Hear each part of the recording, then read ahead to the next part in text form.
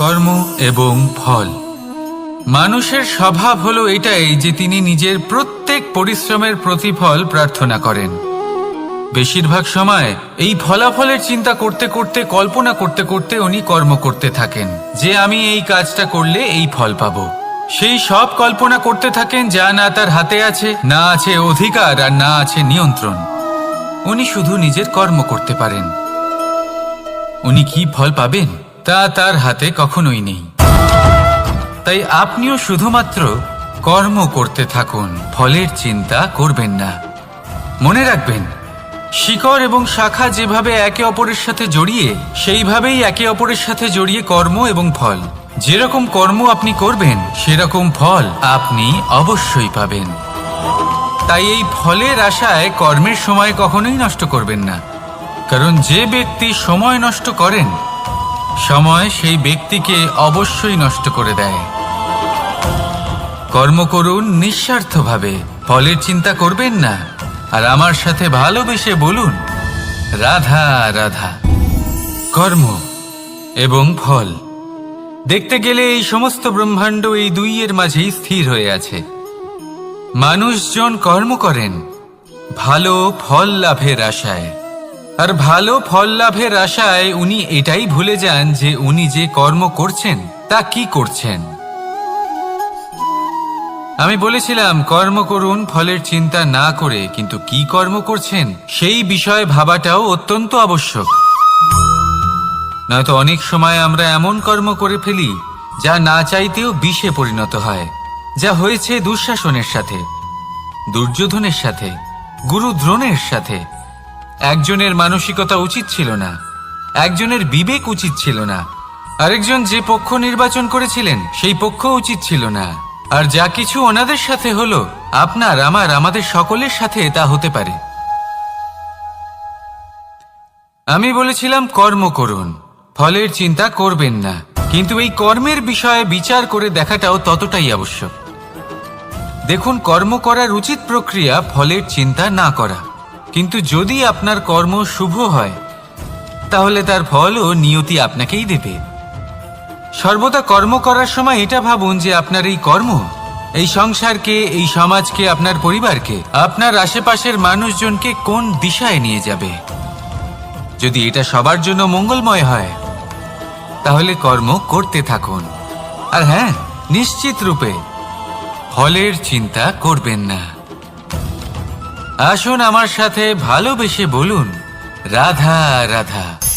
বটবৃক্ষের বীজ সর্ষের দানার থেকেও ছোট হয়, কিন্তু যখন তা নিজের রূপ ধারণ করে তখন তা বিশাল বৃক্ষের আকার ধারণ করে, যা সহস্র বছর ধরে বেঁচে থাকে, ছায়া প্রদান করে, পাখিদের আশ্রয় প্রদান করে, আর দেয় পথচারীদের বিশ্রাম করার স্থান।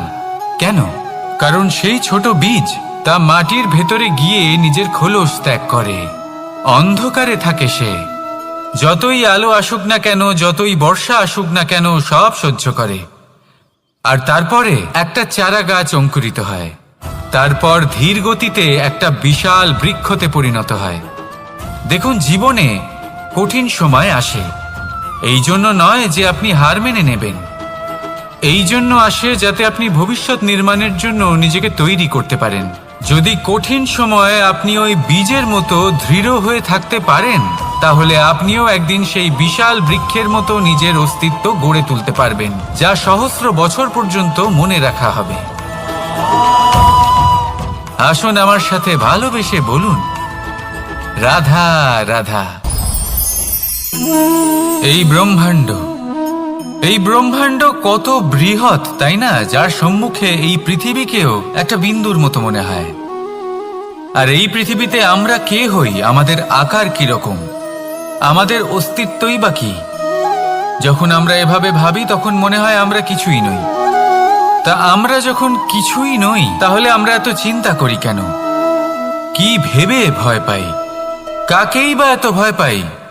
কে আমাদের মারতে পারে আর কেই বা আমাদের জন্ম দেবে? আত্মার আসলে না কখনো জন্ম হয় আর না কখনো মৃত্যু। আত্মা শুধুই শরীর বদল করে। আপনি, আমি, আমরা সকলে এই শরীর নয়, আমরা হলাম আত্মা, যা হলো পরম আত্মার পরম অঙ্গ। সেই জন্য মনে রাখবেন, বাইরের কোথাও দেখবেন না, নিজের অন্তরের গভীরে গিয়ে দেখুন, আত্মাকে উপলব্ধি করতে শিখুন। ক্লেশ, ভয়, চিন্তা, এই সব কিছুর থেকে নিজেকে দূরে রাখুন, তাহলেই উপলব্ধি করতে পারবেন পরমাত্মা কে। তাহলে আসুন আমার সাথে ভালোবেসে বলুন, রাধা রাধা। পরিবর্তন এই সংসারের শাশ্বত নিয়ম। কোনো রাজা নেই যিনি চিরকাল রাজা থাকেন, কোনো ধনী ব্যক্তি নেই যিনি চিরকাল ধনী থাকবেন। এই সংসারে সূর্যের স্থান নেওয়ার জন্য চন্দ্রিমার আগমন ঘটে। কোন স্থান যাকে পতিত বলা হয়েছিল সেখানে মহল তৈরি হয়েছে, কোন স্থান যাকে আজ মলিন বলা হয়েছে কাল সেখানে মন্দিরও স্থাপন হতে পারে। কোনো ঋতু চিরকালের জন্য থাকে না, কখনো সময় চিরকাল একরকম থাকে না। আজ যে আপনার কাছে রয়েছে কাল অন্য কারোর ছিল, আজ যে আপনার কাছে রয়েছে কাল তা অন্য কারোর কাছে চলে যাবে। আপনার সাথে কিছু থাকলে তা হলো আপনার কর্ম, কিন্তু সেই কর্মের পরিণামও আপনার নয়। আপনি শুধু কর্ম করুন, বাকি সবকিছুই পরিবর্তনশীল। কিন্তু সেই পরিবর্তনকে দেখে ভয় পাওয়ার প্রয়োজন নেই, তাকে স্বাগত জানান। যদি আপনি হাসি মুখে সেই পরিবর্তনকে স্বাগত জানান, তাহলে এই পরিবর্তনও হাসি মুখে আপনার সাথে থাকবে। আসুন আমার সাথে ভালোবেসে বলুন, রাধা রাধা। সঞ্চয়। মানুষের যখন থেকে বোধবুদ্ধি হয় সঞ্চয় করতে আরম্ভ করে দেন। সঞ্চয় করতে থাকেন ভোজনের, সঞ্চয় অর্থের, সঞ্চয় শক্তির। নিজের জন্য করেন, নিজের পরিবারের জন্য করেন, নিজের স্ত্রীর জন্য করেন, সন্তানের জন্য করেন, সন্তানের সন্তানের জন্যও সঞ্চয় করেন। সঞ্চয় করার জন্য ওনার কাছে অনেক কারণ রয়েছে, কারণ উনি এটা ভাবেন যে এই সঞ্চিত শক্তির জন্য কেউ ওনার কোনো ক্ষতি করতে পারবে না। মানুষ ভুলে যান একটা গুরুত্বপূর্ণ কথা, এই সত্য, উনি এই সংসারে খালি হাতেই এসেছিলেন, আর এখান থেকে ওনাকে খালি হাতেই যেতে হবে। যা এখানকার তা এখানেই থেকে যাবে। আর যদি কিছু ওনার সাথে যায় তা হলো ওনার কর্ম, আর কিচ্ছু নয়।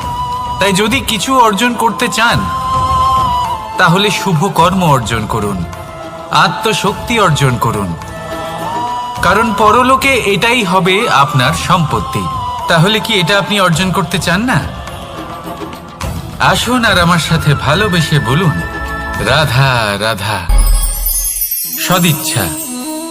দেখতে গেলে 3 অক্ষরে তৈরি এই শব্দ, কিন্তু সমস্ত ত্রিলোক তার উপরেই আধারিত। আপনি এই সংসারে এসেছেন, তখন অবশ্যই শ্বাস নেবেন, কিন্তু তার বদলে আপনাকে কিছু তো দিতেই হবে। আপনার উপর নির্ভর করছে আপনি কি দেবেন। কি দেবেন এই সংসারকে, এই সমাজকে, নিজের পরিবারকে, আর তার বদলে কি নেবেন? যশ নাকি অপযশ? দেখুন, এক ছিল রাবণ, যে কিনা সমুদ্র পার করল সীতাকে অপহরণ করার জন্য, আর এক ছিলেন রামচন্দ্র, যিনি সমুদ্র পার করেছিলেন, সেতু বানিয়ে গিয়েছিলেন সীতাকে ফিরিয়ে নিয়ে আসার জন্য। দুজনেই সমুদ্র পার করেছিলেন, শুধু পার্থক্য ছিল সদিচ্ছাকে বোঝার, লক্ষ্যের।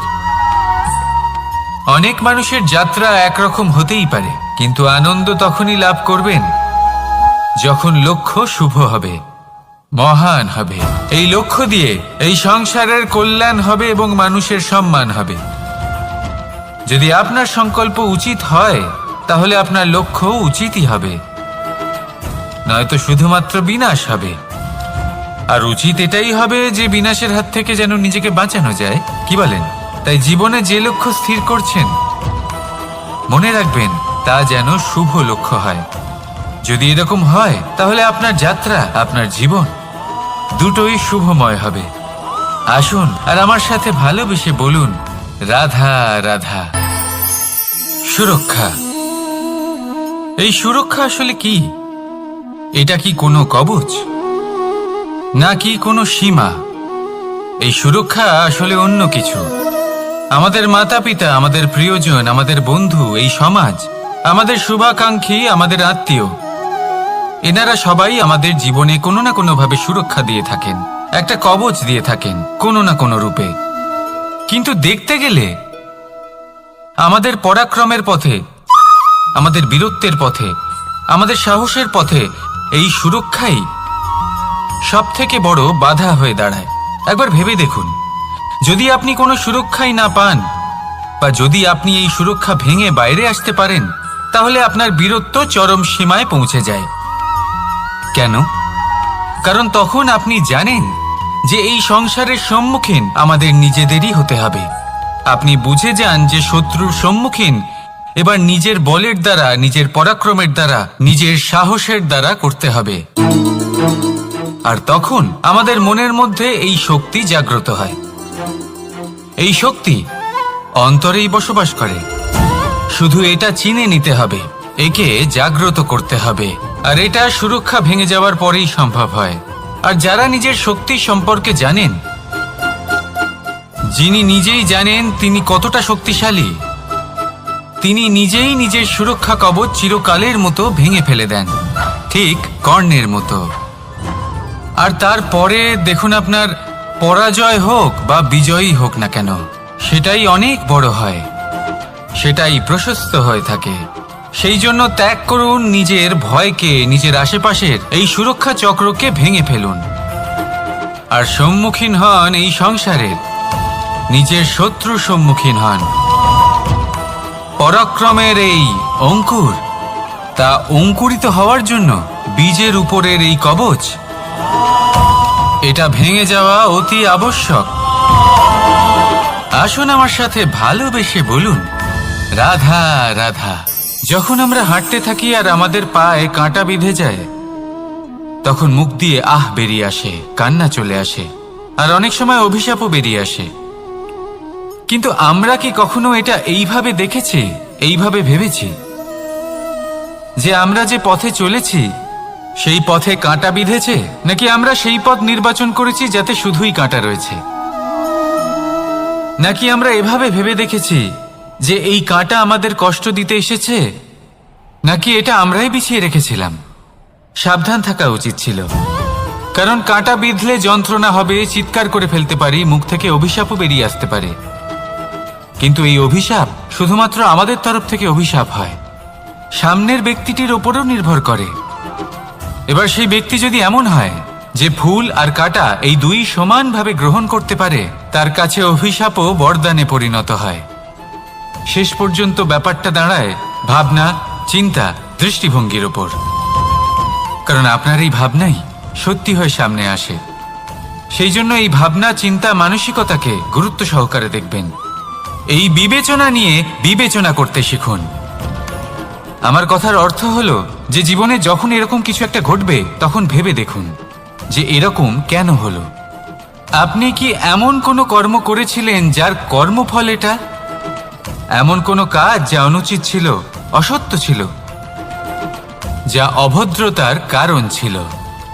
ভেবে দেখা প্রয়োজন। দেখুন, ইচ্ছে হলো আপনার যে আপনি কি করতে চান, ভাবনা আপনার, সত্য আপনার, জীবন আপনার, সিদ্ধান্ত আপনার। আসুন আর আমার সাথে ভালোবেসে বলুন, রাধা রাধা। সময়, এই সময় আসলে কি? এই সময় একটা সরল রেখা তো কখনোই নয়। সময় হলো একটা চক্র, যেখানে এর আদি সেখানেই হলো এর অন্ত, আর যেখানে তা শেষ হয় সেখান থেকেই তার শুরু হয়। এই সময় একটা অত্যন্ত বিচিত্র চিন্তা, বিচিত্র ভাবনা, একটা বিচিত্র বস্তু যা কেউ বুঝতে পারেন না। এই সময়ের লীলা, এর কোনো প্রমাণ নেই, কোনো জ্ঞান নেই, কোনো পরিমাপ নেই। শুধু এটুকু আমরা জানতে পারি, যেখানে শেষ হবে সেখান থেকে একটা নতুন সূচনাও হবে। যা আজ আপনার কাছে আছে, কাল অন্য কারোর কাছে যাবে, তারপরে তার কাছ থেকেও অন্য কারোর কাছে যাবে, তারপরে তার থেকেও ছিনিয়ে নেওয়া হবে। এই নিয়তির একজনের কাছ থেকে অন্যজনের কাছে আদান প্রদানের এই সময় হলো আপনার সময়। এই সময়ের সদ্ব্যবহার করুন, এই সময়কে বাঁচুন। আপনাকে শুধু এটাই সুনিশ্চিত করতে হবে যে আপনি কোন পক্ষে আছেন। আর সত্যি বলতে কি, আপনার জীবনের পরিণাম নির্ভর করে আপনার নির্বাচনের ওপর। আপনি কোন পক্ষ নির্বাচন করছেন। তাহলে মনে রাখবেন, জীবনে সেই পক্ষই নির্বাচন করবেন যা চয়ন করার পরে আপনি সুখ অনুভব করবেন, আপনি সন্তোষ লাভ করবেন, প্রসন্নতা লাভ করবেন। আর আমি এটাই সুনিশ্চিত করব যে এই পক্ষ যেন শান্তির পক্ষ হয়, এই পক্ষই যেন প্রেমের পক্ষ হয়। তাহলে চিন্তা করবেন না, আর আসুন আমার সাথে ভালোবেসে বলুন, রাধা রাধা। দৃষ্টি আর দৃষ্টিভঙ্গি, এই সমগ্র লীলা হলো এই দুইয়ের। বিচিত্র হতে পারে, কিন্তু এটাই সত্যি। এবার আপনাকে একটা উদাহরণ দিয়ে বোঝাই। অনেক সময় আপনি কোনো ব্যক্তিকে এটা বলতে শুনবেন যে আমি আমার নিজের উপরে গর্ব করি, আমি নিজেকে নিয়ে গর্ব করি, আমি খুব ভালোভাবে আমার মা বাবার সেবা করি, ওনাদের আমি সবসময় সুখী রাখি, ওনাদের আমি একটা বাড়ি দিয়েছি, সকল সুখ সুবিধা দিয়েছি, ওনাদের জীবনে প্রত্যেক জিনিস দিয়েছি আর দেব যা তাদের প্রয়োজন। এবার আমাকে বলুন যে আপনি কে হন।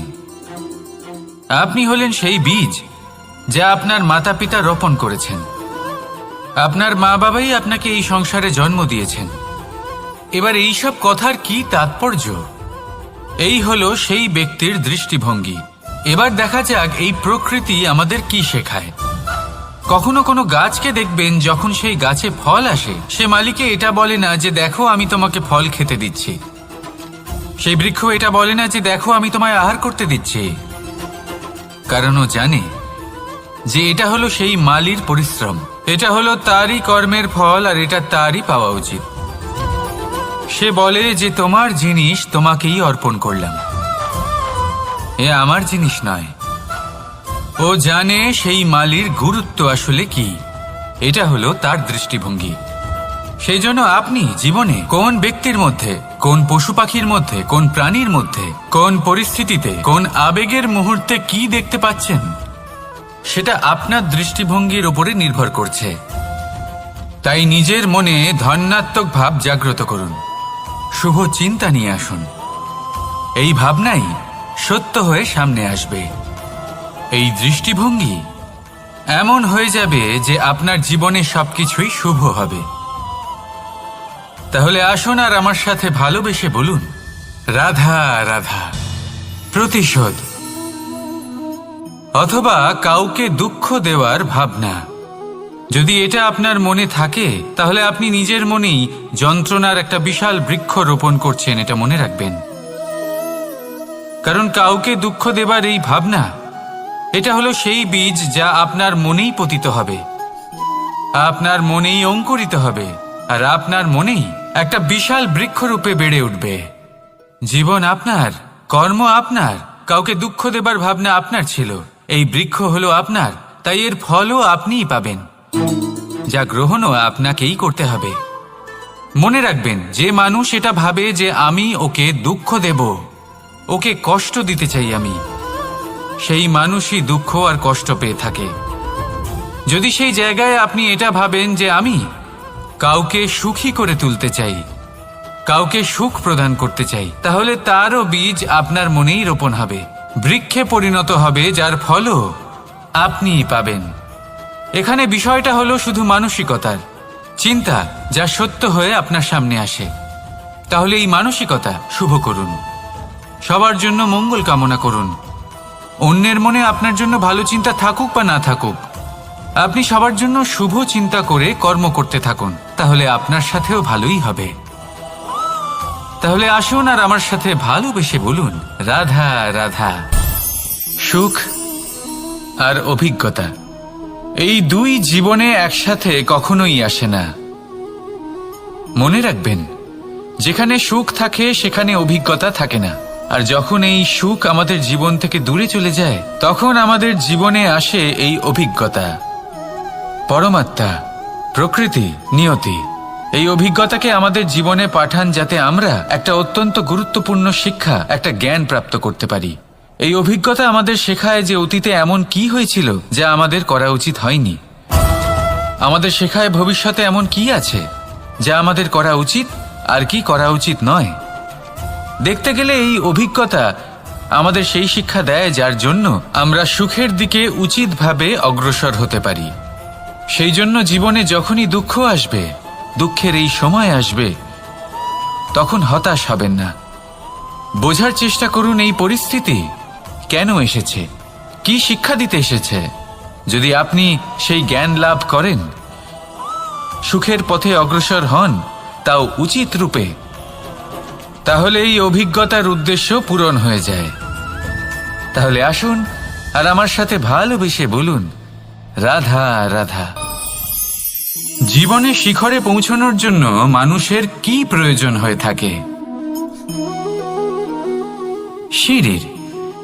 কিন্তু তাও প্রত্যেক মানুষ, প্রত্যেক ব্যক্তি শিখরে পৌঁছতে পারেন না।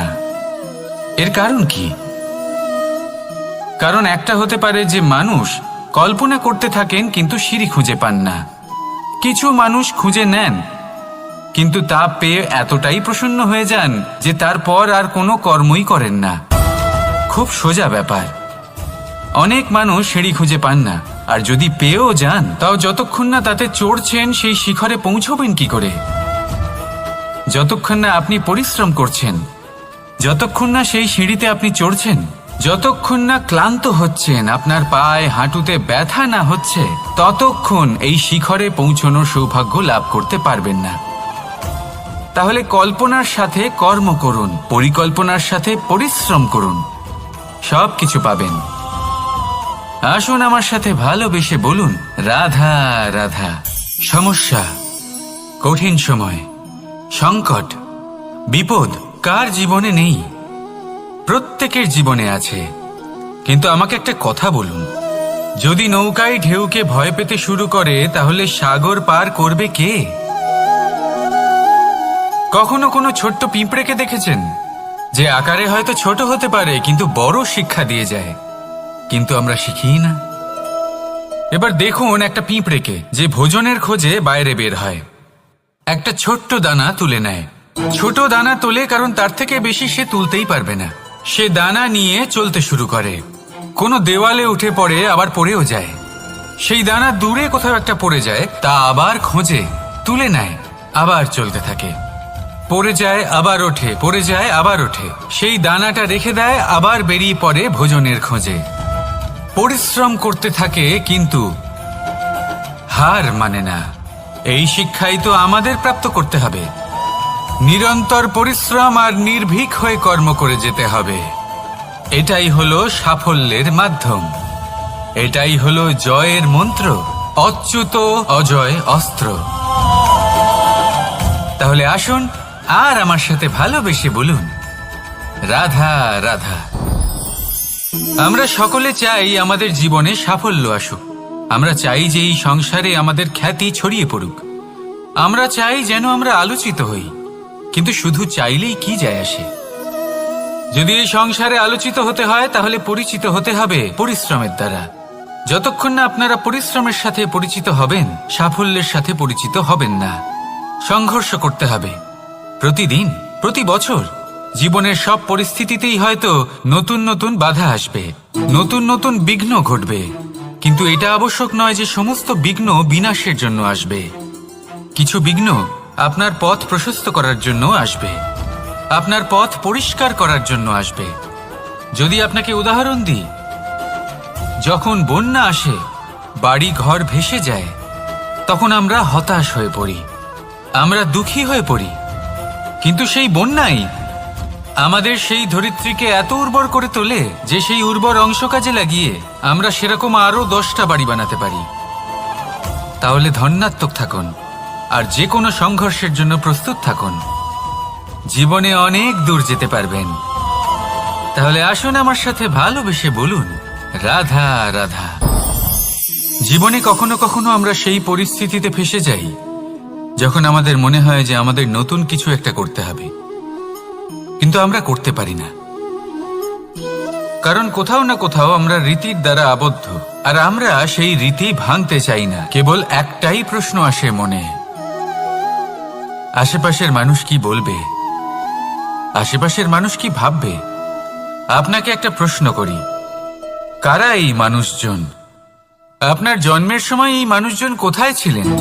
যখন আপনি কোনো সমস্যায় পড়েন তখন এই মানুষজন কোথায় থাকেন? এগিয়ে এসে কি আপনাকে সাহায্য করেন, নাকি সেই সমস্যার সমাধান আপনি নিজেই করেন? এইসব মানুষজনের চিন্তা ত্যাগ করুন যদি আপনি জীবনে বাঁচতে চান। ভেবে দেখুন জীবনে কি কি শুভ আছে আর কি কি শুভ করতে পারেন। যদি তা স্রোতের বিপরীতে হয় তাহলে সংঘর্ষ করুন, কিন্তু এইসব মানুষজনের কথা ভাববেন না। ভেবে দেখুন জীবনে আপনি কি কি শুভ কাজ করতে পারেন। এটা ভাবুন যে আপনি কখনো এমন কোনো কাজ করে ফেলেননি তো যার জন্য কারো হৃদয় আহত হয়েছে।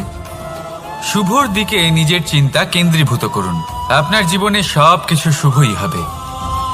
তাহলে আসুন আমার সাথে ভালোবেসে বলুন, রাধা রাধা। আজকাল আপনি দেখে থাকবেন যে মা বাবা শুধুমাত্র সন্তানকে ভালোবাসেন তা নয়, তাদের মোহেও জড়িয়ে পড়েন। বিদ্যালয়ে যখন পাঠান তখন সমস্ত সুযোগ সুবিধা দিয়েই পাঠান। চেষ্টা করেন যে সবসময় যেন সন্তান তাদের চোখের সামনেই থাকে। কিন্তু ভুলে যান এক অত্যন্ত গুরুত্বপূর্ণ কথা, যে সন্তানকে এক নতুন দৃষ্টিভঙ্গি দেওয়াই হলো ওনাদের কর্তব্য।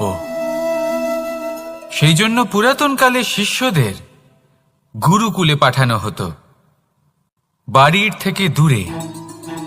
কারণ বাড়ি ছেড়ে যাওয়া এক সন্তানের জন্য, এক শিষ্যের জন্য অত্যন্ত শুভ লক্ষণ হয়। যখন সে বাড়ির থেকে দূরে, গৃহস্থের থেকে দূরে থাকবে, তখন এই সংসারকে সে এক নতুন দৃষ্টিভঙ্গি দিয়ে দেখবে, পরখ করবে, বুঝতে পারবে, আর সবকিছু নিজে থেকেই শিখে যাবে কখন আক্রমণ করতে হয়, কখন পিছু হটতে হয়, কিভাবে এই সংসারের সম্মুখীন হতে হয়। আর এটা আপনার দৃষ্টি ওকে শেখাতে পারবে না, ওর অভিজ্ঞতা ওকে শেখাতে পারবে। তাই মনে রাখবেন, যদি আপনি চান যে আপনার সন্তানের বিকাশ হোক, তাহলে অনেক সময় ওকে নিজের থেকে দূরে নিয়ে যেতে হয়। যদি মোহে আবদ্ধ থাকেন তাহলে ওর বিকাশ কখনোই হবে না। তাহলে আসুন আমার সাথে ভালোবেসে বলুন, রাধা রাধা। কখনো কখনো মানুষ মনে করেন যে সে নিজেই সব থেকে বেশি শক্তিশালী, তিনি হলেন জ্ঞানী। দেখুন, এটা ভালো ব্যাপার যে আপনার মধ্যে শক্তি আছে, জ্ঞান আছে, আর এটা শুধু আপনার জন্য নয়, এই সমস্ত সমাজের জন্য, দেশের জন্য, সমগ্র পৃথিবীর জন্য অত্যন্ত আবশ্যক। কিন্তু এই কথাটাও বোঝা অত্যন্ত আবশ্যক যে এই জ্ঞান যেন কখনো অহংকার না হয়ে ওঠে। যখন মানুষের মধ্যে জ্ঞান থাকে তখন সে রাম হয়ে ওঠে।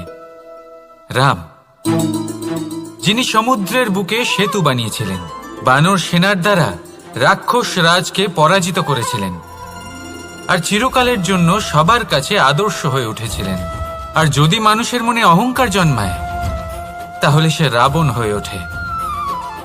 দেশে বিদেশে যতই খ্যাতি থাকুক না কেন, সে রাক্ষস হয়ে ওঠে, নিজের সাথে সাথে সমস্ত কুলের বিনাশ করে বসে।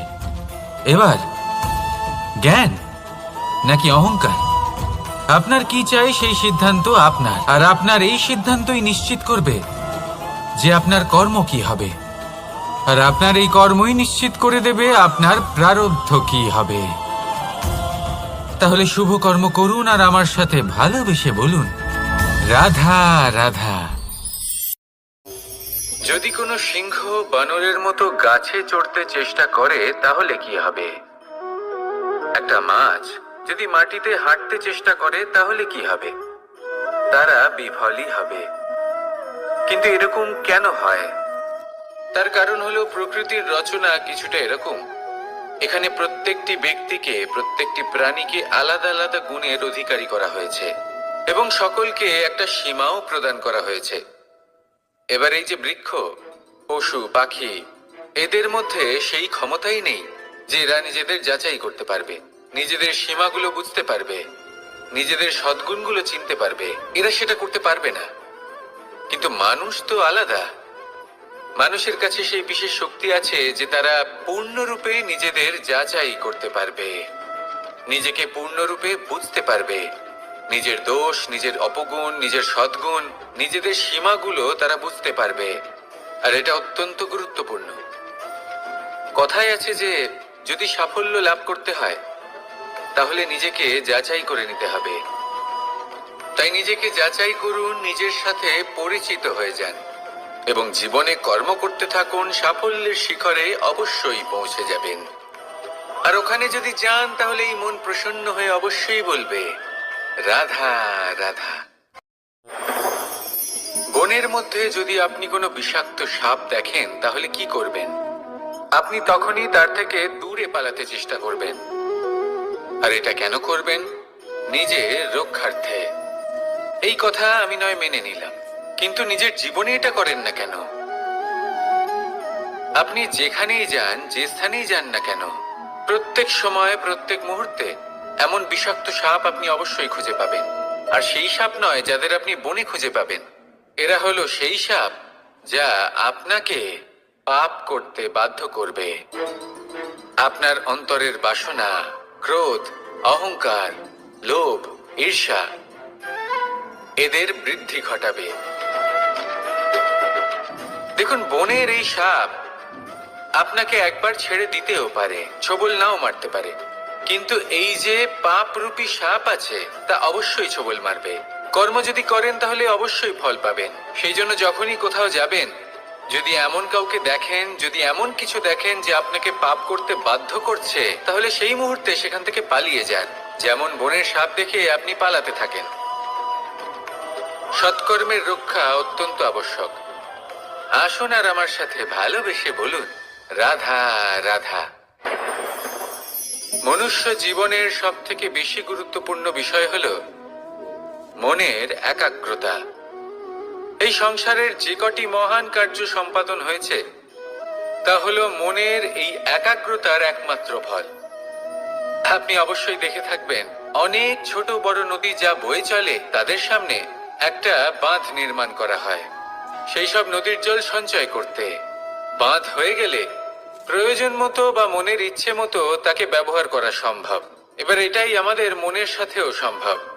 আমাদের মনের একাগ্রতা আজকের দিনে দাঁড়িয়ে বিভিন্ন ধরনের বিকার, ক্রীড়া এবং ভোগের মধ্যে ভাগ হয়ে গেছে। একে একত্রিত করতে হবে, একটা বাঁধ নির্মাণ করতে হবে। একে শুধু এটাই করতে হবে, যেটা উচিত কর্ম সেটাই করুন, যেটা অনুচিত কর্ম সেটা করা থেকে নিজেকে বিরত রাখুন। এটাই করতে হবে, যেটা উচিত কর্ম সেটাই করুন, যেটা অনুচিত কর্ম সেটা করা থেকে নিজেকে বিরত রাখুন। ব্যাস, এই কাজটাই আপনি করতে থাকুন, করতে থাকুন। মনের মধ্যে একাগ্রতার বাঁধ নির্মাণ করুন। আর একবার যদি তা নির্মাণ হয়ে যায়, তাহলে যখন চাইবেন, যেখানে চাইবেন, যতটা চাইবেন একাগ্রতা প্রয়োগ করতে পারবেন। আর একবার যদি আপনি এটা শিখে যান, তাহলে এই সংসারকে বদলে ফেলার মতো কাজ আপনি করতে পারবেন, সমাজকে শুধরাবার মতো কাজ করতে পারবেন। তাহলে এই মনকে একাগ্র করুন আর আমার সাথে ভালোবেসে বলুন রাধা রাধা। আমরা সবাই ফল খাই, কিন্তু আমাদের সেই ফলই প্রিয় হয় যে পরিপক্ক হয়ে ওঠে, যেটা নম্র হয়, আর যে ফল অনেক বেশি মিষ্টি আর সুস্বাদু হয়ে থাকে, যাদের রঙে বাহার দেখা যায়। সেইভাবে জীবনে আমরা নানান মানুষের সাথে পরিচিত হই, কিন্তু সেই মানুষই আমাদের মন ছুঁয়ে যায় যারা বিনম্র স্বভাবের, যাদের বাণী খুব মধুর, যাদের অন্তরে আত্মবিশ্বাসের একটা তেজ, একটা রং দেখা যায়। এবার এমন ব্যক্তি আমরা কি করে হব? ঠিক সেইভাবেই যেমন একটা ফল রোদ, বর্ষা, শীত, বায়ু এই সকল সংকটময় পরিস্থিতির সম্মুখীন হয়ে পরিপক্ক হয়ে ওঠে, সেইভাবেই মানুষ সংকটময় পরিস্থিতির সম্মুখীন হয়ে পরিপক্ক হয়ে ওঠেন। যদি এই সংকটের সম্মুখীন হন তাহলে অভিজ্ঞ হবেন, আর এই অভিজ্ঞতাই শিক্ষা দিয়ে যাবে। এই অভিজ্ঞতা আমাদের শিখিয়ে দেয় যে আমাদের বিনম্র থাকতে হবে। অহংকার করে কোনো লাভ নেই। মধুর বাণীর যে কি মূল্য তা আমরা শিখতে পারি। এই অভিজ্ঞতাই আমাদের বুঝিয়ে দেয় যে উচিত অনুচিত কোনটা, আমাদের দৃষ্টিভঙ্গি তৈরি করে, আর এই দৃষ্টিভঙ্গি দ্বারা আত্মবিশ্বাস জাগ্রত হয়। সেই জন্য জীবনে কখনো বিপদ থেকে দূরে পালাবেন না, সেগুলোর সম্মুখীন হন, অভিজ্ঞতা লাভ করুন, তার থেকে শিক্ষা লাভ করুন, এইভাবেই পরিপক্ক হবেন। আসুন আমার সাথে ভালোবেসে বলুন রাধা রাধা। ধন সঞ্চয় করা সম্ভব, আর সেই জন্য ধন সব থেকে বেশি মূল্যবান সম্পত্তি নয়। এবার আপনি বলবেন, এ আমি কি বলছি? এই ধন খুব মূল্যবান, আমরা সকলে অর্জন করতে ব্যস্ত। সেটা এই কারণে, কারণ আপনারা জানেন না এই সংসারের সব থেকে বেশি মূল্যবান সম্পত্তি কি। এ হলো সেই সম্পত্তি যা কখনো সঞ্চয় করা সম্ভব নয়। আপনার কাছে যতই ধন থাকুক তা দিয়ে আপনি স্বাস্থ্য লাভ করতে পারেন, বাড়ি কিনতে পারেন, আদি ইত্যাদি। কিন্তু আপনি যতই ধনী হন না কেন, ফেলে আসা দিনের একটা মুহূর্ত আপনি লাভ করতে পারবেন না। এই একটা মুহূর্ত, এই সময়, এটাই হলো সংসারের সব থেকে মূল্যবান সম্পত্তি। একবার চলে গেলে তা কখনোই ফিরে আসে না। আর এই মুহূর্ত যতই চলে যাক না কেন, আমরা স্মৃতির মাধ্যমে সেগুলি যাপন করতে পারি, তার আনন্দ উপভোগ করতে পারি। আর যার সাথে আমরা সময় অতিবাহিত করেছি তার স্মৃতিতে আমরা চিরকাল জীবিত থাকতে পারি। সেই জন্য সময় সব থেকে মূল্যবান সম্পত্তি, তাকে এইভাবে নষ্ট করবেন না। প্রত্যেকটা মুহূর্ত উপভোগ করুন, আনন্দ করুন, আর ভালোবেসে বলুন রাধা রাধা। কনক, কি সুন্দর একটা শব্দ। এর অনেকগুলো রূপ রয়েছে, অনেকগুলো অর্থও রয়েছে। প্রথম অর্থ হলো স্বর্ণ, অর্থাৎ সম্পত্তি। দ্বিতীয় অর্থ ধুতুরা, অর্থাৎ গাছের ছোট একটা বীজ, যা কিনা অত্যন্ত শক্তিশালী হয়। যদি বেশি মাত্রায় এর প্রয়োগ করা হয় তাহলে এটা বিষময় হয়ে উঠতে পারে। এই হলো সেই ধুতুরা যার প্রয়োগ মহাদেবের পুজোতে করা হয়। এবার প্রশ্ন হলো এটাই যে এই স্বর্ণ এবং এই ধুতুরার মধ্যে মিল কি রয়েছে। মিল হলো এটাই যে এই দুটোই মানুষকে মত্ত করে তোলে। ধুতুরা মানুষকে তখন মত্ত করে যখন তাকে সেবন করা হয়, কিন্তু স্বর্ণ, ধন, সম্পত্তি, মানুষ এটা যতটাই অর্জন করে নেয় সেটাই যথেষ্ট। এই স্বর্ণ মানুষের ভাবনা চিন্তা করার ক্ষমতাকে বশ করে ফেলে। মানুষ সম্পত্তির লোভে মত্ত হয়ে ওঠে, কারণ যে যত চমৎকারী, যতটা অমূল্য হয়, তাকে সামলানো কিন্তু ততটাই কঠিন, তাই না? তাই মনে রাখবেন, ধন, স্বর্ণ, সম্পত্তি এগুলো ধুতুরার থেকেও অনেক বেশি বিষাক্ত হতে পারে। তাই এর ওপর আত্মসংযমের একটা কবচ পরিয়ে রাখবেন এবং বিবেকের শক্তির সাথে এগুলো প্রয়োগ করুন, তবেই কল্যাণ হবে। আসুন আমার সাথে ভালোবেসে বলুন রাধা রাধা। রোগ যদি এসে থাকে তাহলে তার ওষুধও অবশ্যই আসে। সমস্যা যদি আসে তাহলে সেই সমস্যার সমাধানও নিজে থেকেই আমাদের কাছে চলেই আসে। এই সংসার, এই জীবনের শুধুমাত্র একটাই নিয়ম আছে, আর তা হলো এটাই, এই সংসার হলো একটা চক্রের মতো। এতে শাশ্বত বলে কিছু নেই, নিত্য বলে কিছু নেই। আর যা কিছুই রয়েছে সব বদলাতে চলেছে। যদি আপনার জীবনে দুঃখ থাকে, সমস্যা থাকে, যদি আপনি বিপদ দ্বারা আচ্ছন্ন, তাহলে মনে রাখবেন সবকিছু বদলে যেতে চলেছে। দুঃখের সময় কাঁদবেন না, মনকে আরো দুঃখী করে তুলবেন না, কারণ এখানে যা কিছুই এসেছে তা যাওয়ার জন্যই এসেছে। তাহলে এত চিন্তা কিসের? আনন্দ সহকারে জীবন যাপন করুন, আর আমার সাথে ভালোবেসে বলুন রাধা রাধা। মানুষের জীবনে তিনটি গুণ অত্যন্ত প্রয়োজনীয়: শ্রদ্ধা, বিনম্রতা, যোগ্যতা। যদি জ্ঞান লাভ করতে চান তাহলে শ্রদ্ধার প্রয়োজন, যদি মান লাভ করতে চান তাহলে স্বভাবে বিনম্র হওয়া প্রয়োজন, আর যদি মনোবাঞ্ছিত স্থান লাভ করতে চান তাহলে যোগ্যতার প্রয়োজন। বিষয়টা সহজ। শ্রদ্ধা আপনাকে জ্ঞান দেবে, নম্রতা আপনাকে মান, আর যোগ্যতা উচিত স্থান দেবে। কিন্তু যদি আপনি এই তিনটি গুণ সম্মিলিত করেন তাহলে এমন কিছু লাভ করবেন যা এই সব কিছুর থেকে অনেক ঊর্ধ্বে। সম্মান। আর এ হলো সেই সম্মান যা প্রত্যেক মানুষের নিজের জীবনে লাভ করতে চেষ্টা করা উচিত, কারণ এই হলো সেই সম্মান যার কারণে আপনি চলে যাওয়ার পরেও এই সংসার আপনাকে ভালোবাসবে আর মনে রাখবে। আসুন আমার সাথে ভালোবেসে বলুন রাধা রাধা। জীবনে গতি অত্যন্ত গুরুত্বপূর্ণ, মতিও হলো গুরুত্বপূর্ণ। এবং তার থেকেও বেশি গুরুত্বপূর্ণ হলো সঙ্গতি। একটা জলের ফোঁটা, তার মধ্যে গতি থাকে, প্রকৃতির মধ্যে তা লাভ করার ইচ্ছে নিহিত থাকে। কিন্তু এই যে সঙ্গতি, তা নির্ধারিত করে যে এই জলের ফোঁটা ঝিনুকের মুখে পড়ে মুক্তোতে পরিণত হবে, নাকি বিষাক্ত সাপের মুখে পড়ে বিষে পরিণত হবে। এবার দেখুন, এই জঞ্জাল স্বর্ণকারের দোকানের সামনেও থাকে এবং জঞ্জাল একজন ব্যবসাদারের দোকানেও থাকে। কিন্তু জঞ্জাল যা স্বর্ণকারের দোকানে থাকে তা ব্যবসাদারের দোকানের জঞ্জালের থেকে অনেক বেশি মূল্যবান, কারণ তার মধ্যে সোনার কণার সঙ্গতি থাকে। সেই জন্য জীবনে সঙ্গতির উপর বিশেষ গুরুত্ব দেবেন। যেমন সঙ্গতি তেমনই আপনি হবেন। আসুন আমার সাথে ভালোবেসে বলুন, রাধা রাধা। প্রত্যেক প্রাণী ভালোভাবে জীবন যাপন করতে চান, এটা তাদের স্বভাবে আছে এবং ভাবাটা অনুচিত নয়।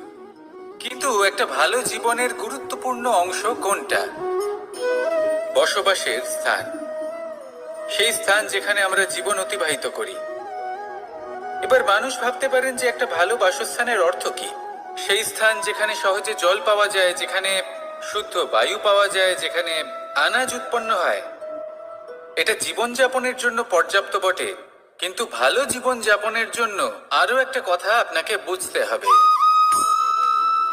সাধু, জ্ঞানী, পণ্ডিত ব্যক্তি, এই সকল মহাপুরুষ, এনাদের যে বাসস্থান তা অত্যন্ত বিশেষ হয়। এখানে এক ধরনের বিশেষ ইতিবাচক শক্তি থাকে, এমন একটা স্থান যেখানে দেবতারাও বিচরণ করেন। জীবন আমরা সবাই যাপন করি, কিন্তু জীবনের উদ্দেশ্য শুধুমাত্র জীবন যাপন করা নয়। জীবনের উদ্দেশ্য হলো মুক্তি লাভ করা। আর এই সকল সাধু, জ্ঞানী, পণ্ডিত ব্যক্তি, এই সকল মহাপুরুষ আপনাকে মুক্তির পথে নিয়ে যেতে পারেন, কারণ এরা হলেন সেই মহাপুরুষ যারা নিজেদের অন্তরের বিকার, অহংকার, ক্রোধ, বিদ্বেষ, এই সকল দোষগুলিকে ত্যাগ করেছেন, এদের ওপর বিজয় লাভ করেছেন। এমনই একজন ব্যক্তি আপনাকে মুক্তির পথে নিয়ে যেতে পারে। প্রয়োজন হলো শুধুই এনাদের চিনতে পারা, এদের কথা বুঝতে পারা এবং এদের দেখানো পথে চলা। যদি আপনি এটা করতে পারেন, তাহলে এই মন প্রফুল্ল হয়ে বলবে, রাধা রাধা।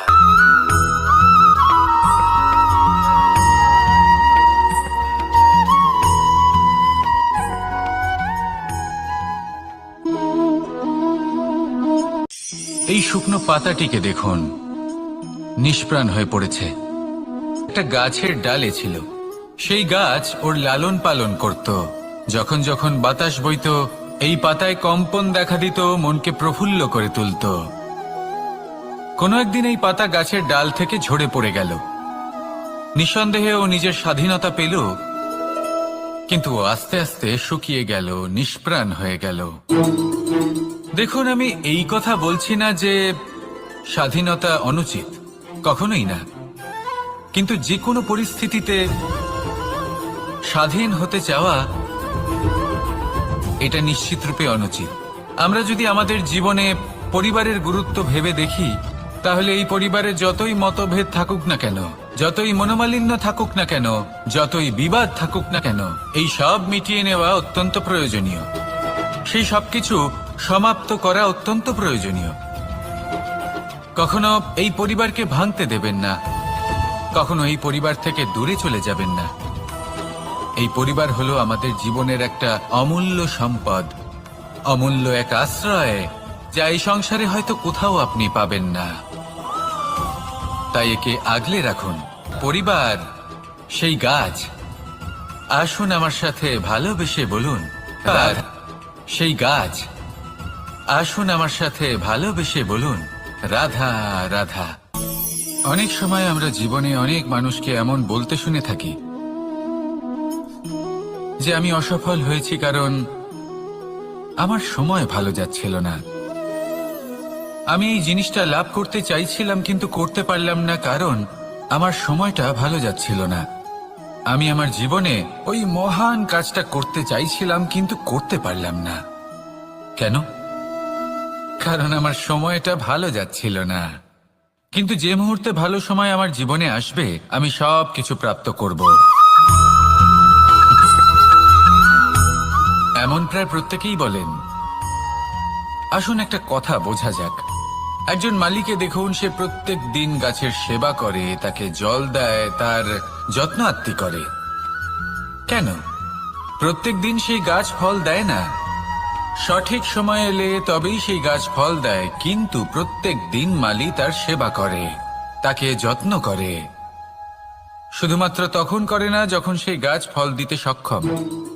আর যদি মালি গাছের যত্ন প্রতিদিন না করে তাহলে হয়তো সেই গাছ ফল দিতেই পারবে না। এটাই হলো আমাদের জন্য একটা শিক্ষা। যখন সময় আমাদের জন্য অপেক্ষা করে না, তখন আপনি সময়ের জন্য কেন অপেক্ষা করছেন? ভালো সময়ের জন্য অপেক্ষা করবেন না। ভালো এবং শুভ কর্ম দ্বারা ভালো সময়কে নিজের কাছে টেনে আনুন। নিরন্তর কর্ম করুন, পরিশ্রম করতে থাকুন। শুভ সময় আপনা থেকেই আপনার কাছে আসবে। আসুন আমার সাথে ভালোবেসে বলুন, রাধা রাধা। আমাদের সকলের জীবনে একটা লক্ষ্য থাকে যেটা আমরা লাভ করতে চাই। ঠিক যেন একটা প্রতিস্পর্ধা বিদ্যমান যে কে সব থেকে আগে নিজের লক্ষ্যে পৌঁছতে পারবে। আর সেই জন্য আমরা সকলেই খুব তাড়াতাড়ি এগোতে চেষ্টা করি, বড় এবং দীর্ঘ পদক্ষেপ ফেলি যাতে তাড়াতাড়ি নিজের লক্ষ্যে পৌঁছতে পারি। কিন্তু এক অত্যন্ত গুরুত্বপূর্ণ বিষয় আছে। সবসময় লক্ষ্য সামনে থাকবে না, কখনো কখনো তা খুঁজতে হয়। এই যাত্রা খুব কঠিন হতে পারে। আর ঠিক এই কারণেই সবসময় দ্রুত গতিতে চলা বা তাড়াতাড়ি পথে চলা সেটা আবশ্যক নয়। তার থেকেও বেশি গুরুত্বপূর্ণ হলো ভেবেচিন্তে তারপর পথ চলা। যদি ভেবেচিন্তে পদক্ষেপ ফেলেন, চলতে পারেন, তাহলে সেটাই সর্বশ্রেষ্ঠ পদক্ষেপ।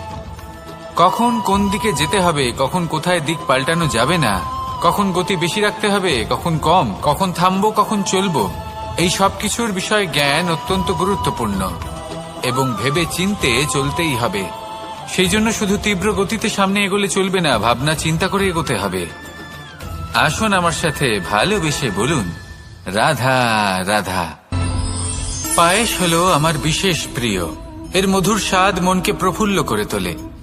ছোটবেলায় মা আমার জন্য পায়েস বানাতেন এবং আমাকে বলতেন যে গরম থাকতে থাকতে খেয়ে নে কানাই, ঠান্ডা হয়ে গেলে ভালো লাগবে না।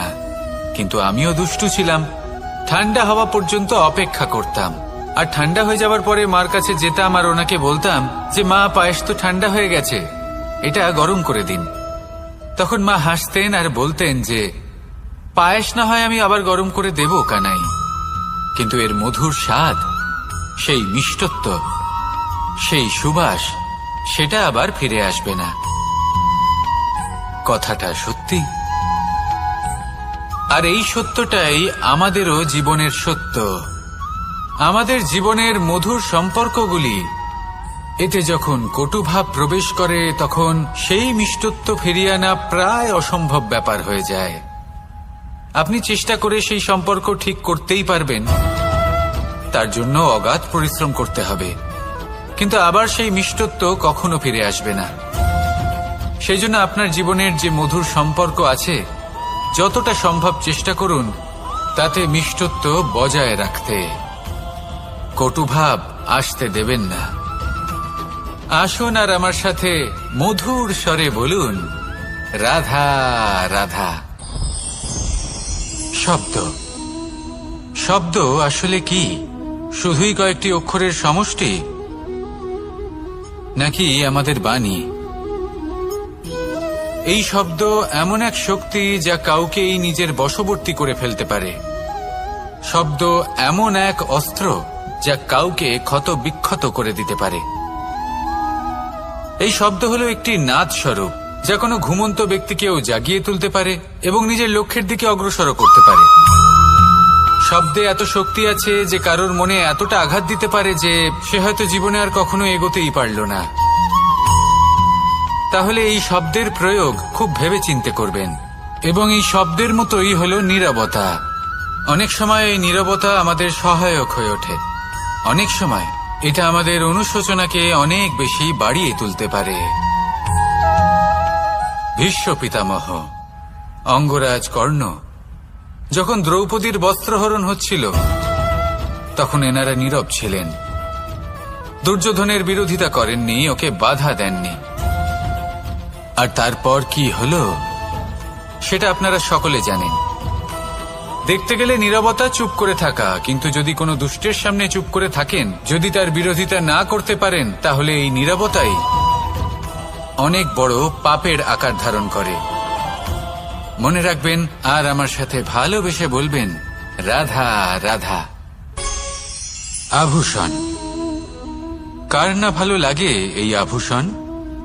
আমরা পরিশ্রম করি, ধন অর্জন করি, আর আভূষণ কিনে থাকি, কখনো নিজের জন্য, কখনো বা তাদের জন্য যাকে আমরা ভালোবাসি, বা তাদের জন্য যাকে আমরা সম্মান করি। হয়তো সেই জন্যই সীতা চূড়ামণি ধারণ করেছিলেন এবং আমি সামন্তকমণি। কিন্তু এটাই কি সেই প্রকৃত আভূষণ যা আপনার মূল্য বৃদ্ধি করে? না। শ্রীরামের আভূষণ হল ওনার নম্র ভদ্র ব্যবহার। মাতা সীতার আভূষণ হল ওনার সততা, ওনার নিষ্ঠা, ওনার ত্যাগ। অর্জুনের আভূষণ ছিল ওনার একাগ্রতা। রাধার আভূষণ ওনার প্রেম। এই আভূষণ কোথাও নেই, আপনার মনে আছে। যদি আপনার মনে মিষ্টতা থাকে, তা শান্ত হয়, তাতে সততা থাকে, নিষ্ঠা থাকে এবং প্রেম থাকে, তাহলে আপনার অন্য আর কোনো আভূষণের কোনো প্রয়োজন নেই। আপনি যতই ভিড়ের মাঝে থাকুন, আপনার ঔজ্জ্বল্য চোখে পড়বে।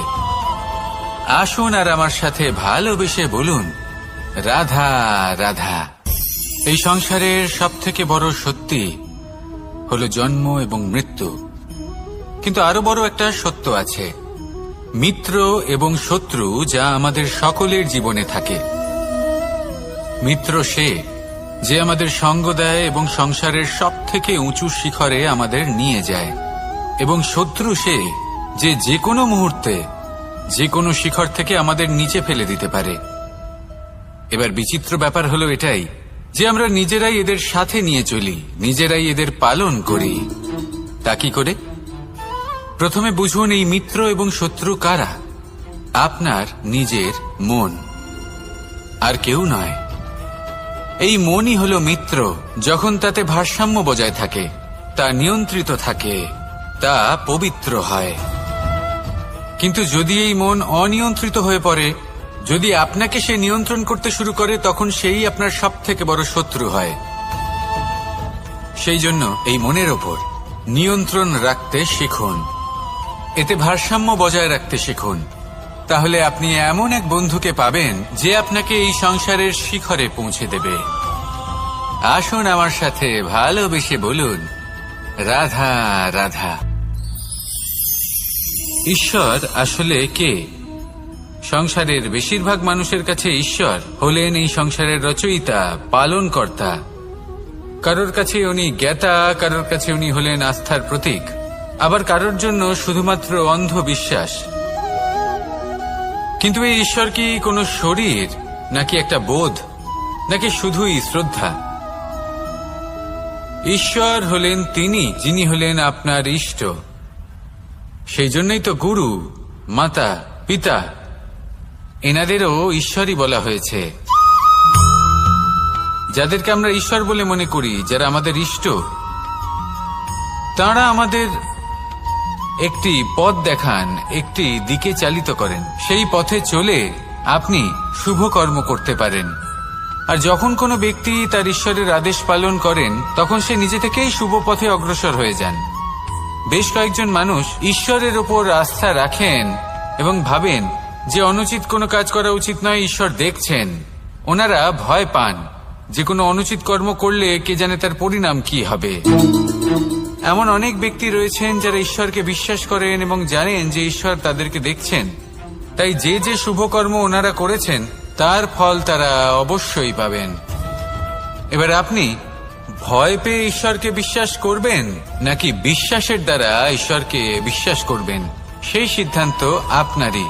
কিন্তু হ্যাঁ, যদি আপনার মনে ঈশ্বরের জন্য কোনো স্থান থাকে, যদি আপনার কোনো ইষ্ট থাকেন, যদি আপনি কাউকে ঈশ্বর মনে করেন, যার প্রত্যেক আদেশ আপনি পালন করে থাকেন, তাহলে বলি ঈশ্বর কখনো আপনাকে অনুচিত পথে চালিত করবেন না। আসুন আমার সাথে ভালোবেসে বলুন, রাধা রাধা। এই সংসারে ভিন্ন ভিন্ন ধরনের গাছ আছে, অসংখ্য ধরনের প্রজাতি আছে। কিছু গাছ পাতা দিয়ে থাকে, কিছু ফুল, কিছু ফল। কেউ ছায়া প্রদান করে, কেউ শীতলতা প্রদান করে, কেউ নিজেকে খুব কষ্ট দিয়ে এই সংসারের বিকাশে সহায়ক হয়ে ওঠে। কিন্তু এই সবার মধ্যে একটা বিষয় কিন্তু সমান, এরা প্রত্যেকেই পাতা ছাড়া, ফুল ছাড়া, ফল ছাড়া জীবিত থাকতেই পারে, কিন্তু কোনো বৃক্ষই শিকড় ছাড়া বেঁচে থাকতেই পারে না। এটাই হলো রাধার। ঠিক সেইভাবেই আমাদের জীবনে শক্তি হোক, ধন হোক বা সাফল্য হোক, আমাদের বা আমাদের পরিবারের প্রসন্নতাই হোক, এই সবকিছুর আধার হলো, সবকিছুর মূল হলো পরিশ্রম। তাই জীবনে চিরকাল পরিশ্রম করতে থাকুন। যদি আপনি জীবনে মহান হবার পথে অগ্রসর হতে চান, তাহলে পরিশ্রম করুন। এই পরিশ্রম দ্বারাই নিজের পরিবারকে প্রসন্ন করুন, নিজের বন্ধুদের প্রসন্ন করুন, এই সমাজকে গর্বিত করুন। আসুন আমার সাথে ভালোবেসে বলুন, রাধা রাধা। কখনো কোনো বাগানের কোনো বৃক্ষকে দেখেছেন যেখানে সুগন্ধি ফুল থাকে, রসালো ফল থাকে? তখন মন প্রফুল্ল হয়ে ওঠে, মন থেকে সেই বৃক্ষের প্রতি ভালোবাসা জন্মায়। কিন্তু যিনি বাগানের মালিক, শুধুমাত্র তিনিই জানেন যে কিভাবে এই বৃক্ষকে আগলে রাখতে হয়, কিভাবে তার পরিচর্যা করলে এতে সুন্দর সুগন্ধি ফুল হবে, রসালো ফল হবে। কখনো কখনো প্রয়োজনের থেকে বেশি রোদ পেলে এই বৃক্ষগুলি শুকিয়ে যায়, প্রয়োজনের থেকে কম রোদ পেলেও এই বৃক্ষ কিন্তু শুকিয়ে যায়। প্রয়োজনের থেকে কম জল যদি পায়, এই বৃক্ষ শুকিয়ে যেতে পারে। প্রয়োজনের থেকে অতিরিক্ত জল যদি পায়, তখনও এই বৃক্ষের শিকড়গুলি নষ্ট হয়ে যেতে পারে। এবার এটাই কিন্তু আমাদের সংসারের সাথেও হয়। আমাদের সংসারের সকল প্রতিভাশালী ব্যক্তি, যেমন লেখক, বিচারক, প্রবক্তা, যোদ্ধা, এদের সবার ক্ষেত্রে এই কথাটাই প্রযোজ্য। যদি বেশি প্রশংসা করা হয়, তাহলেও এরা হারিয়ে যাবেন। প্রয়োজনের থেকে বেশি যদি নিন্দা করা হয়, তখনও তারা নত হয়ে পড়বেন। তাহলে আপনি এদের রক্ষা করুন এবং নিজেদেরও। মনে রাখবেন একটা কথা, জেনে রাখুন কখন কোন নিন্দায় আপনি লজ্জিত হবেন না, আর কখন কোন প্রশংসার দ্বারা নিজের মধ্যে অহংবোধ জাগ্রত করবেন না। এই মন সুপ্রসন্ন হয়ে বলবে, রাধা রাধা। যদি আমি কোনো বনে যাই, কোনো নির্জন বনে, সেই বনের বিষয়ে, সেই পথের বিষয়ে, গাছপালার বিষয়ে, পশুপক্ষীর বিষয়ে আমার যদি কোনো জ্ঞান না থাকে, সেই বনের ক্ষুদ্র থেকে ক্ষুদ্রতর অংশের বিষয়ে যদি আমার কোনো জ্ঞান না থাকে, তাহলে হতেই পারে সেই বনে কোথাও আমি হারিয়ে যাব। হয়তো এমনভাবে হারিয়ে যাব, কোনোদিনও বাইরেই বেরোতে পারবো না। তাই সেই বনের বিষয়ে জ্ঞান লাভ করা আবশ্যক। এটাই হলো শিক্ষা। জীবনে বেশিরভাগ মানুষই কেন অসফল হন? ওনারা একটা লক্ষ্য স্থির করেন, কিন্তু সেই পথের বিষয়ে তারা পর্যাপ্ত জ্ঞান অর্জন করেন না। সেই পথে কি বিপদ আসতে পারে প্রত্যেকটা পৃষ্ঠার জ্ঞান তাদের নেই, আর সেই জন্যই তারা অসফল হন। আপনি জীবনে যখনই কোনো লক্ষ্য স্থির করবেন, কোনো লক্ষ্য সাধন করবেন, পরিকল্পনার সাথে সেই পথে অগ্রসর হন। সেই পথকে বোঝার চেষ্টা করুন, সেই পথের বিপদ সম্পর্কে জ্ঞান লাভ করুন, সবকিছু জানার চেষ্টা করুন, অজানা তথ্য আহরণ করুন, আর তারপর সেই লক্ষ্যের প্রতি নিজেকে সমর্পিত করুন। তবেই আপনি সাফল্য লাভ করবেন। আর এই মন প্রসন্ন হয়ে বলবে, রাধা রাধা। আপনি নিশ্চয়ই কখনো অনুভব করেছেন, যদি কোনো নির্মল ব্যক্তির কাছে গিয়ে বসেন, তাহলে মনে নির্মল অনুভূতি হয়, এই মন শান্ত হয়ে যায়। সেইখানেই কোনো দুশ্চরিত্র মানুষের কাছে গিয়ে বসলে এই মন বিচলিত হয়ে যায়। কারণটা কি? কারণ যে ব্যক্তি নির্মল মনের, তিনি সবার মধ্যে নির্মলতা ছড়িয়ে দেন। আমাদের অন্তরে যা থাকে আমরা সেটাই সবার মধ্যে বিতরণ করি। যদি আপনি এই সংসারে শুভ বোধ ছড়িয়ে দিতে চান, তাহলে প্রথমে শুভ গ্রহণ করুন, তা অর্জন করুন। এই সংসারে জ্ঞানের শক্তি লাভ করুন, আর সেই জ্ঞানের শক্তি সংসারে বিতরণ করুন। শান্তি এবং সন্তোষ প্রদান করুন, কারণ যেমন বীজ এই সংসারে বপন করবেন তেমনই ফল আপনি লাভ করবেন। যেমন দেবেন তেমন ফিরেও পাবেন। এই সংসারে জ্ঞান প্রদান করুন, শান্তি প্রদান করুন, সন্তুষ্টি প্রদান করুন। এই সংসারে ভালোবাসা বিতরণ করুন, আর এই প্রেম ভাব নিয়েই বলুন রাধা রাধা। এই সংসারে দুই ধরনের মানুষ দেখা যায়, এক সরল, দুই জটিল। এবার এই যে সরল ব্যক্তি থাকে তাদের এই সমাজ দুর্বল মনে করে। এমনিতে দেখতে গেলে জলও সরল, বায়ুও সরল। ওনারা যেদিকে চাইবেন প্রবাহিত হতে পারেন, এনাদের যে আকার দেবেন সেটাই ধারণ করবেন। কিন্তু এরা বাস্তব রূপ ধারণ করলে তখন কি হয়?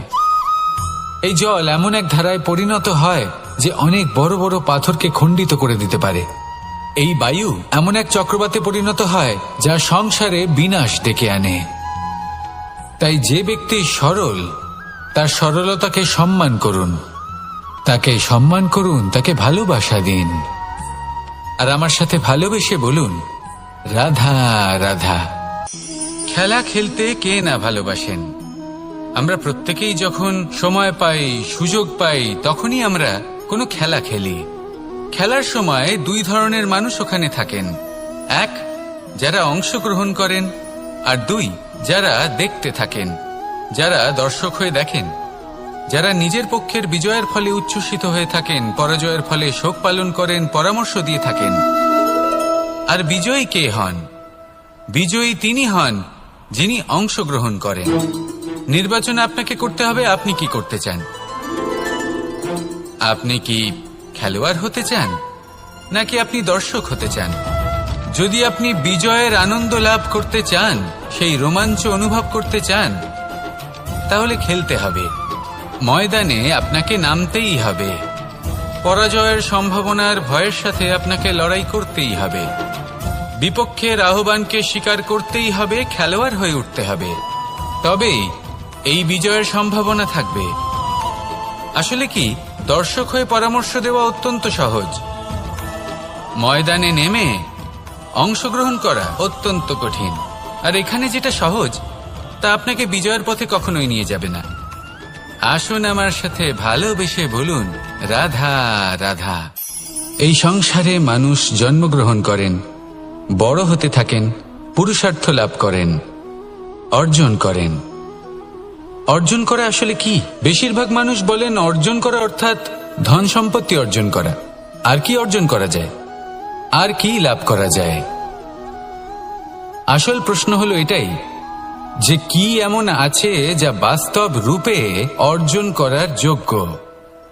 তা হলো ব্যবহার, জ্ঞান এবং সন্তোষ। কেন? কারণ আপনি যখন এই সংসার ছেড়ে চলে যাবেন, তখন আপনার ধন সম্পত্তি আপনাকে বিদায় জানাতে আসবে না।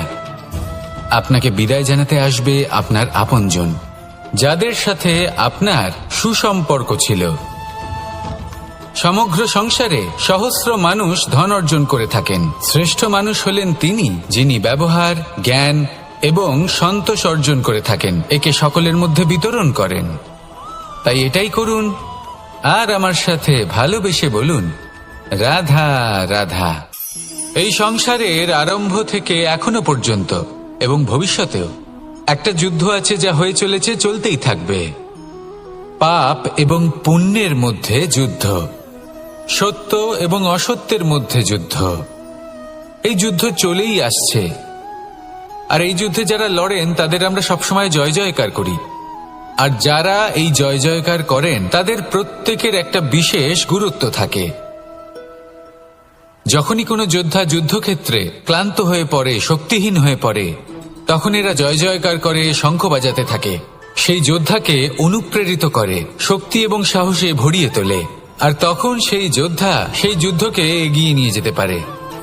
যখন শ্রীরাম লঙ্কা যাত্রা করার জন্য সেতু তৈরি করছিলেন, তখন একটা ছোট্ট মিষ্টি কাঠবিড়ালি নিজের মুখে মাটির টুকরো বয়ে নিয়ে গিয়ে তার সাধ্যমতো তাকে সাহায্য করছিল। শ্রীরাম দেখলেন এবং বললেন যে ও তো সবার মনোবল বৃদ্ধি করছে, সবাইকে প্রেরিত করছে। ও বলল যে আমি এত ছোট হয়েও যদি এই কাজ করতে পারি, তাহলে আপনারা সবাই কেন পারবেন না? এটাই হলো সেই সকলের মাহাত্ম্য, যারা জয় জয়কার করেন, অনুপ্রেরিত করেন, সাহস যোগান। ওনারা সেই ব্যক্তি যারা একজন যোদ্ধার মধ্যে যুদ্ধকে জয় করার শক্তি প্রদান করেন। আসুন আমার সাথে ভালোবেসে বলুন, রাধা রাধা। সংসারে আমাদের জীবনে যখন কোনো সুখ বা দুঃখ আসে, তার জন্য আমরা কাউকে না কাউকে অবশ্যই দায়ী করে থাকি, তাই না? এই ব্যক্তি আমাদের সাথে এরকম কাজ করেছেন, তাই আমার সাথে এমন হলো। ওই ব্যক্তি যদি এমনটা না করতেন, তাহলে আজ আমি ওই স্থানে পৌঁছতে পারতাম। সবই আপনার দৃষ্টিভঙ্গির ওপর নির্ভরশীল, আর যদি আপনার দৃষ্টিভঙ্গি এমন হয়, তাহলে তা অনুচিত। সত্যি কথা বলতে, এই সংসারে ভিন্ন ভিন্ন ধরনের মানুষ আছে। এটা আপনার ওপর নির্ভর করছে কিভাবে তাদের স্বাগত জানাবেন। একবার ভাবুন, আমি আমার দুটো হাত সামনে নিয়ে এলাম, দুটো মুঠো খুলে দিলাম। দুই প্রকারের মানুষ আসবেন, কিছু না কিছু দিয়ে যাবেন। এই মুঠো যদি আমি বন্ধ করে দিই, তাহলে না কেউ আমাকে কিছু দিতে পারবে, না আমার কিছু যাবে আসবে। নিশ্চয়ই বুঝতে পারছেন এই দুই ধরনের ব্যক্তি কারা এবং তারা কি দিয়ে যান। আমি যদি নিজের মুঠো খুলে দিই, তাহলে কিছু ভালো মানুষ আসবেন, আমাকে আনন্দ, সন্তুষ্টি, জ্ঞান প্রদান করে যাবেন, ভালো অভিজ্ঞতা দিয়ে যাবেন। কোনো খারাপ ব্যক্তি যদি আসেন, তাহলে তিনিও খারাপ অভিজ্ঞতা দেবেন, যার থেকে আমি শিক্ষা লাভ করব। এই সব কিছু আমি লাভ করতে পারি। মুঠো যদি বন্ধ করে রাখি, তাহলে আমি কিছুই পাবো না। দেখুন, এই সংসারে প্রত্যেকের জীবনে এইরকম।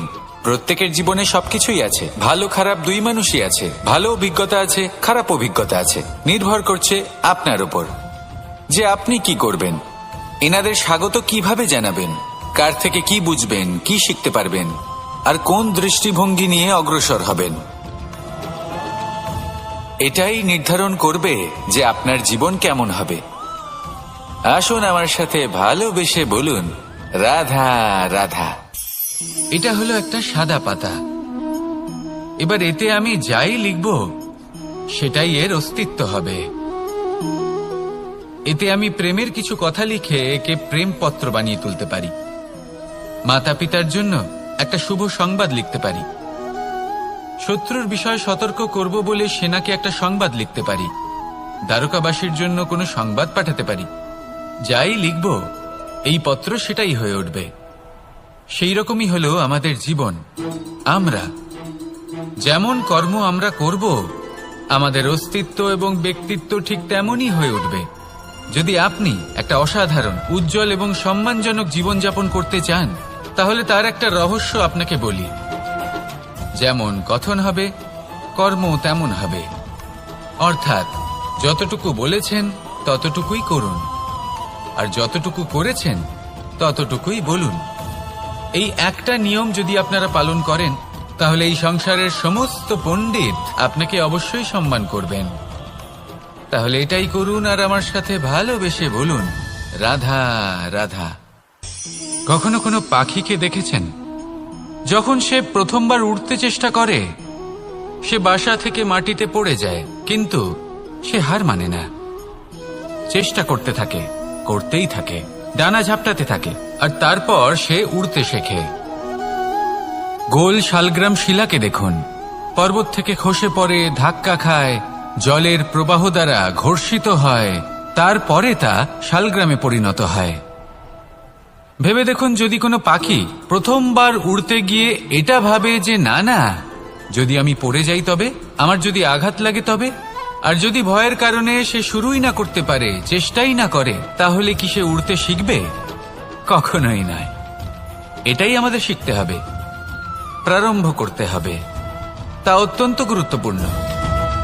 যখন আমরা কিছু শুরু করি তখন ভয় করে, কিন্তু যদি এটা না করেন, জীবনে কখনো সামনে এগোতেই পারবেন না। হতেই পারে প্রারম্ভ করার পরে আপনি পড়ে যাবেন, বারবার নিচে পড়ে যাবেন, কিন্তু যদি নিরন্তর চেষ্টা করতে থাকেন তাহলে একদিন না একদিন আপনি অবশ্যই সফল হবেন। এই শুরু করাটাই সব থেকে বেশি কঠিন। এর দ্বারা ভয়ভীত হবেন না। আসুন আর আমার সাথে ভালোবেসে বলুন, রাধা রাধা। যদি আমি আমার চোখ বেঁধে কোনো একটা নির্দিষ্ট দিকে নিজের সমস্ত শক্তি প্রয়োগ করে ছুটে যাই তাহলে কি হবে? আমি কোথাও ধাক্কা খেতে পারি, নিজের ক্ষতি করতে পারি, কোথাও পড়ে যেতে পারি, তাই না? অর্থাৎ এটা নিশ্চিত এই কাজ আমার করা উচিত নয়। কিন্তু আজকের দিনে প্রত্যেকটা মানুষ এই কাজই করছেন, তাই না? কোনো কাজ করার পূর্বে সেই কাজের বিষয়ে সম্পূর্ণ তথ্য কোথায় সংগ্রহ করছেন? শুধু এটুকু জানেন যে এই কাজটা করলে কত ধন অর্জন করবেন আর কত নাম হবে, আর ব্যাস সামনে এগিয়ে যান। এটা উচিত নয়। পূর্ণরূপে যে কোনো কাজ করার আগেই সেই কাজের বিশ্লেষণ করে নেওয়া উচিত, তা বুঝে নেওয়া উচিত এবং সেই বিষয়ে অবশ্যই খেয়াল রাখা উচিত যে আপনার শরীর এবং আপনার মন এই কাজ করার জন্য কি প্রস্তুত রয়েছে। যদি তা না হয় তাহলে প্রথমে নিজেকে শুধরে নিন, তারপরে সেই কাজ করুন। যদি এইভাবে জীবনে সামনে এগোন তাহলে সাফল্যের সম্ভাবনা জীবনে অনেক বেশি বেড়ে যাবে। তাহলে এটাই করুন আর আমার সাথে ভালোবেসে বলুন, রাধা রাধা।